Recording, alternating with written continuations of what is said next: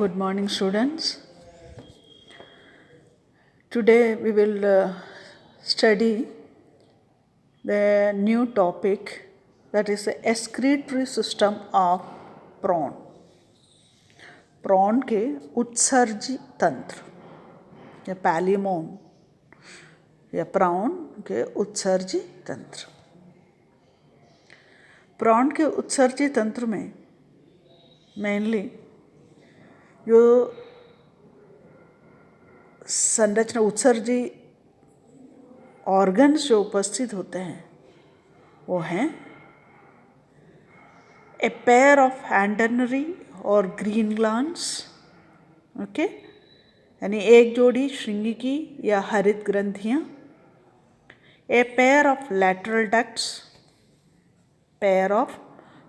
Ducts यानी एक जोड़ी पार्श्ववाहिनियाँ, an unpaired renal और नेफ्रोपेरिटोनियल सैक यानी एक रीनल या वृक्क परिदर्श्य कोश, ओके, और इंटेगुमेंट यानी अध्यावरण, ओके. ये जो संरचनाएं हैं प्रॉन के या झींगा मछली के एक्सक्रीशन में या उत्सर्जन में सहायक होते हैं. और इनमें क्या क्या संरचनाएं होती है, क्या स्ट्रक्चर्स इसके हैं, ये we will study one by one, okay. तो मैंने आपको कहा this is the first is the pair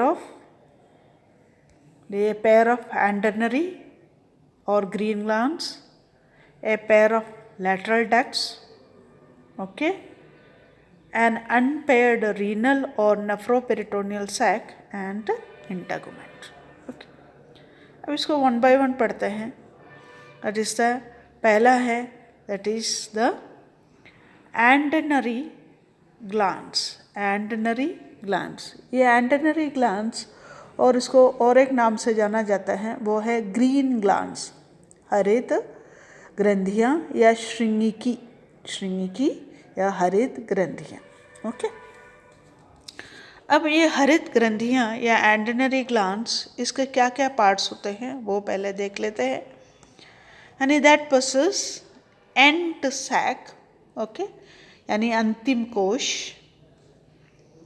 labyrinth यानी कला गहन, देन ब्लैडर, ओके, ब्लैडर या फिर उसको कहेंगे हम आशय, ओके, आशय. तो एंटेनरी जो ग्लैंड्स है इसमें एंड सैक, लेब्रिंथ और ब्लैडर, ओके. अब इसका चित्र की सहायता से हम पढ़ते हैं. देखें, यानी first part we can say that is the end sac. This is the end sac, the area here it is the end sac, ये end sac है, ओके. ये end sac जो है ये दिख रहा है end sac. ये is a bean shaped smallest part, okay, bean shaped smallest part होते हैं ये. यानी ये कोक्सा में एक एंटेनरी ग्रंथि होती है, ओके, और करीब ये एक मटर की बीज के बराबर होती है, मटर के जो बीज होते हैं उसके बराबर होती है. और इसके तीन भाग जो होते हैं वो है एंड कोश, एंड सैक, लेब्रिंथ और ब्लैडर. यानी मैंने आपको कहा जो ग्रीन ग्रंथि हैं, ग्रीन ग्रंथि सबसे पहले हैं, वो कहाँ स्थित होते हैं, जो कोश होते हैं, यानी कि कक्षांग, ओके, यानी प्रत्येक श्रृंगिका यानी एंटेना जो है, एंटेना के जो है जो पहला पोर्शन कोक्सा, कक्षांग जो है उसके उपस्थित होते हैं एंटेनरी ग्रंथियाँ.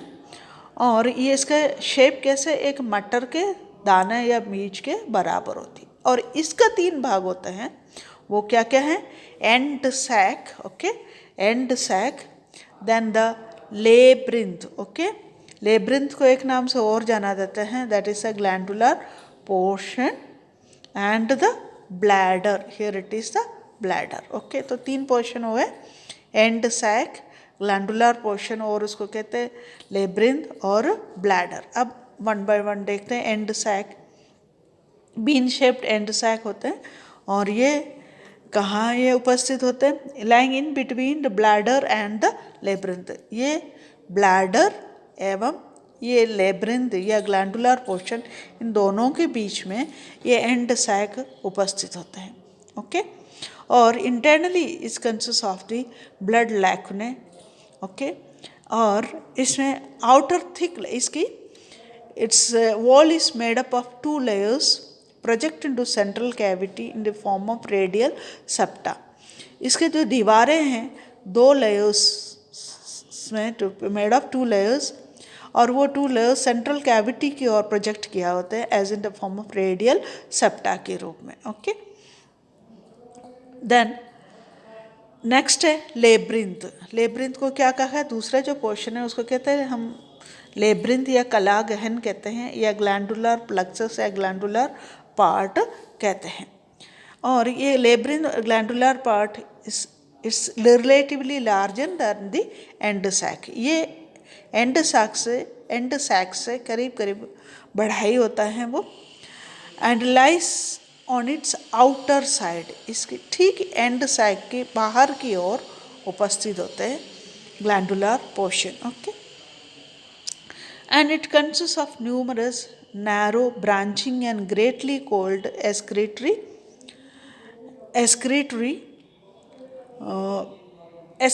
tubules। ओके, और इसमें यानी ये जो लेब्रिंथ है, लेब्रिंथ में अनेकों संकरी और शाखित कुंडलित उत्सर्जित ट्यूब्यूल्स एंड नलियाएं पाए जाते हैं। ओके, और ये tubules are lined by single layer of large excretory epithelial से, जो एपिथेलियल ट्यूब्यूल्स उपस्थित होते हैं उसमें। और ये ट्यूब्यूल्स में किस तरह से एपिथेलियल सेल से आस्तरित होते हैं, single layer of lined by single layer of excretory epithelial cells, and they open by a single aperture into the end sac and by many apertures into the bladders। और एक जो aperture द्वारा, एक single aperture द्वारा ये end sac की ओर खुलते हैं, और कई सारे छोटे छोटे अपर्चर्स द्वारा ये ब्लैडर की ओर भी खुलते हैं। ओके,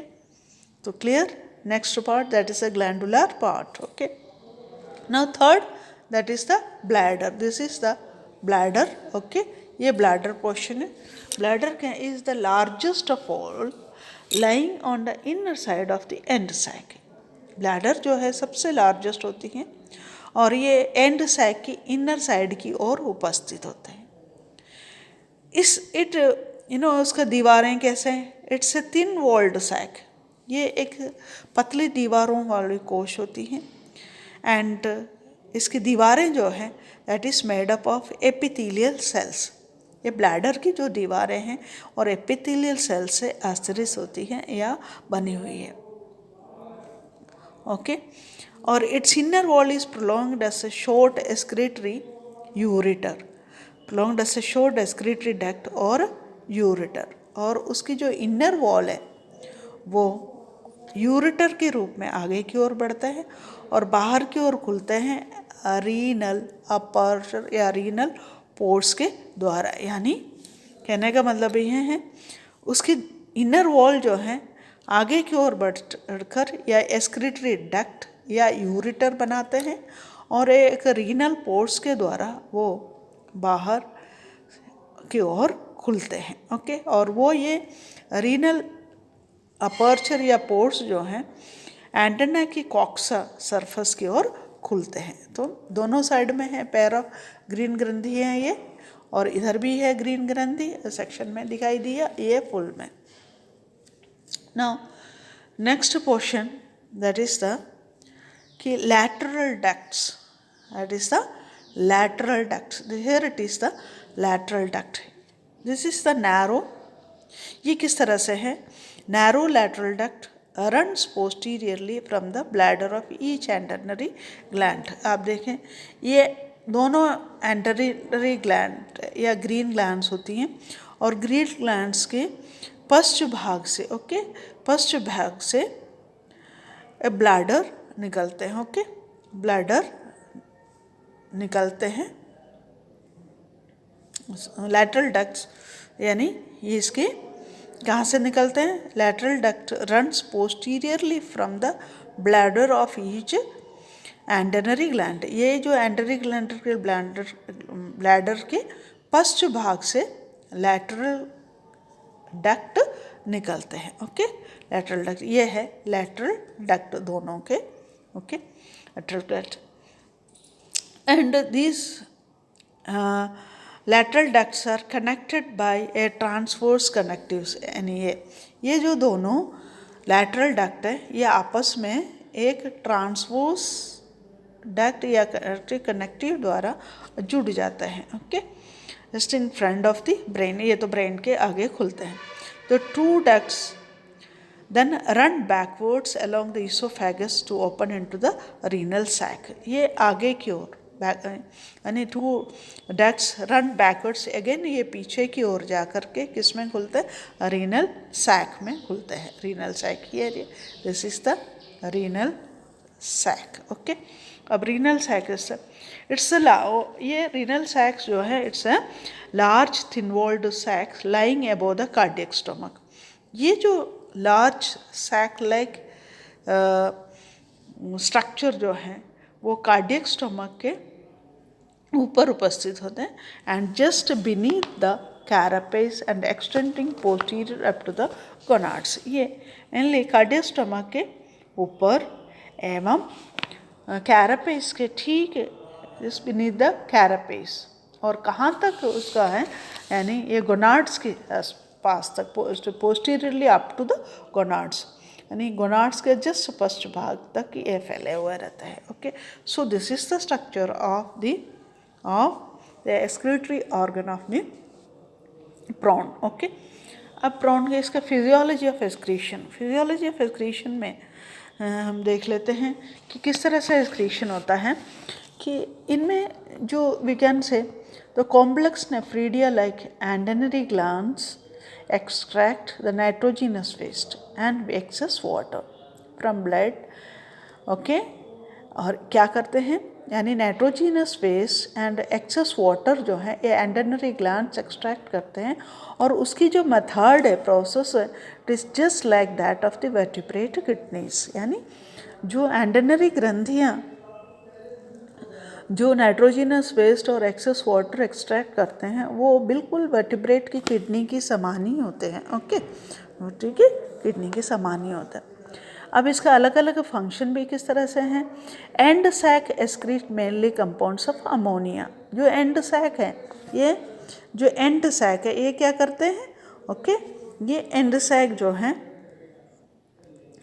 ये एंड सैक जो है क्या एक्सट्रैक्ट करते हैं? आप जानते हैं कंपाउंड्स ऑफ अमोनिया, और जो अदर पार्ट्स जो हैं वो uric acid and other nitrogenous compounds का एक्सक्रीट करते हैं। एक्सट्रैक्शन करते हैं। और next we can say excretory fluid from end sac passes into the labyrinth. अब इसमें से कहाँ की ओर जाते हैं? सबसे पहले जो एक्सक्रीटरी फ्लूइड है वो एंड सैक से लेब्रिंथ तक जाते हैं। एंड सैक से लेब्रिंथ तक। लेब्रिंथ या यहाँ पर जो है तो जो एक्सक्रीटरी प्रोडक्ट्स होते हैं, फ्लूइड होते हैं, वो पहले एंड सैक से कहाँ आ जाएंगे? ग्लैंडुलर यानी लेब्रिंथ तक आते हैं, और लेब्रिंथ्स में यूजफुल मटेरियल्स जो हैं वो वापस सिलेक्टिव रीअब्सॉर्प्शन से वापस अब्जॉर्ब किया जाता है। रिमेनिंग फ्लूइड या यूरिन जो है पासेस इनटू द ब्लैडर्स, और जो बाकी बचे हुए हैं वो जो हैं ब्लैडर्स से और जो बचे हुए हैं वो ब्लैडर्स से बाहर निकालते हैं। Finally expired out through the renal aperture. यानी कहने का मतलब सबसे पहले एब्जॉर्प्शन, रिफ्लेक्टिव रीअब्जॉर्प्शन जो है एंड सैक से, और फिर जो बचे हुए फ्लूइड जो हैं ग्लैंडुलर पोर्शन रीअब्सॉर्प्शन होगा जो भी यूज़फुल मटेरियल है, उसके बाद जो यूरिन या रिमेनिंग जो भी फ्लूइड होगा वो ब्लैडर से रीनल पोर होकर के बाहर। ओके, नेक्स्ट पार्ट जो है that is the integument. Okay, integument इसमें शरीर के इसके इंटेगुमेंट जो हैं यानी वी कैन से जो अध्यावरण होते हैं, और ये अध्यावरण में भी जो मोल्टिंग के समय निर्मोचन या मोल्टिंग के समय शरीर द्वारा जो भी एक्सक्रीटेड नाइट्रोजिनस पदार्थ होते हैं वो अध्यावरण पर जम जाते हैं। वो आप भी जानते हैं अच्छी तरह से, जो भी नाइट्रोजिनस वेस अपनी स्किन में जैसे पसीने के हों जो मटेरियल स्किन में एब्जॉर्ब होता है ना, तो वैसे इसमें भी बॉडी से निकलने वाली जो भी नाइट्रोजिनस वेस्ट होते हैं वो कहाँ पर एब्जॉर्ब होंगे, स्किन में, इंटेगुमेंट में।